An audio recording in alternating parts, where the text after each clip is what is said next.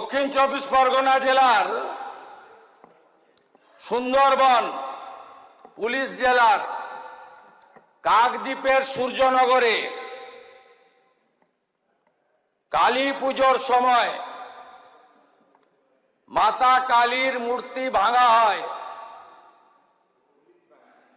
সেই কালী মাতার মূর্তি অর্থাৎ আস্থাতে আঘাত করার জন্য এলাকার মানুষ প্রতিবাদ করেন। প্রতিবাদ অনেকক্ষণ চলে।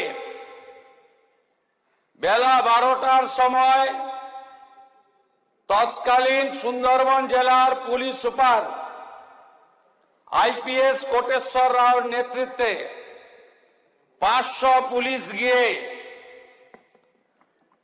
জনতাকে ছত্রভঙ্গ করে ব্যাপক লাঠিচার্জ করে। এই পর্যন্ত নয়, ঠিক ছিল। তারপরে মাতা কালীকে প্রিজন ভ্যানে তুলে থানায় নিয়ে যায়। আইপিএস কোটেশ্বর রাওকে সাসপেন্ড ঘোষণা করলাম।